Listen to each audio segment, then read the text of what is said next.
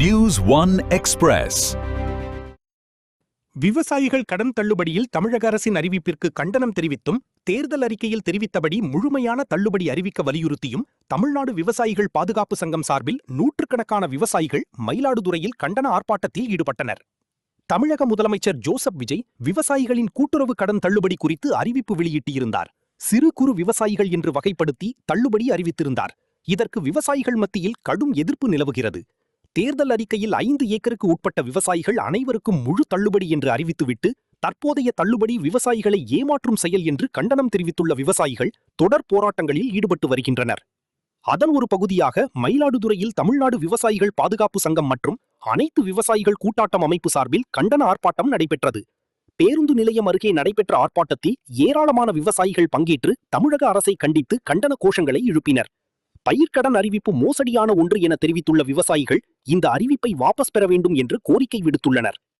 மயிலாடுதுறை மாவட்டத்துல தெருவில் நிற்கிறோம். மாண்புமிகு முதல்வர் அவர்கள் தெள்ள தெளிவாக தன்னுடைய தேர்தல் அறிக்கையில பேசுனீங்க. 5 ஏக்கர் நிலம் உள்ள விவசாயிகளுக்கு எல்லாம் முழு தள்ளுபடி, அதுக்கு மேல உள்ள விவசாயிகளுக்கு 50% தள்ளுபடி.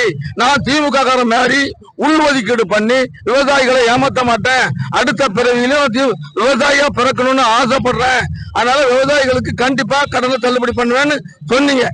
சொன்னதை ஒரு முதலமைச்சர் பொதுவாக பொய் சொல்லாதீங்க. முதலமைச்சர்னா பேசுற ஒரு வார்த்தையும் ஒரு ஆர்டர், அது ஒரு உத்தரவு.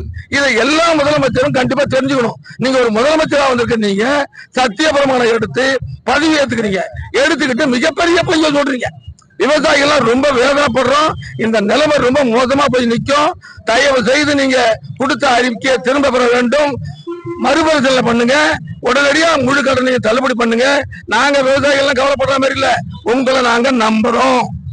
மொத்த திட்டங்கள்லாம் நீங்க தான் அறிவிக்கணும். அறிவிச்சது பிறகுதான் கொடுக்கணும். எங்களுக்கு முன்னாடியே நாங்கெல்லாம் வாங்கிட்டோம். நாங்கெல்லாம் எக்காரணத்துக்கு கொண்டும் நீங்க கொடுத்த கடனை நாங்க திருப்பி கட்ட மாட்டோம். நீங்களா நடவடிக்கை எடுத்தா உண்டு, நாங்க திருப்பி கட்ட மாட்டோங்கிறத தெள்ள தெளிவா சொல்றோம்.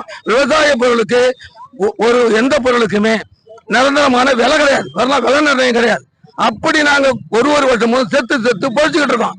5 வருஷம் திமுக ஆட்சியில படாத பாடுபட்டுட்டோம். திரும்பி நீங்க இப்படி ஒரு வார்த்தையை சொல்லி எங்களை மிகப்பெரிய வேதனைகளை தள்ளிட்டீங்க. உடனடியாக இந்த அறிக்கையை திரும்ப பெறுங்க, மறுதலை பண்ணுங்க.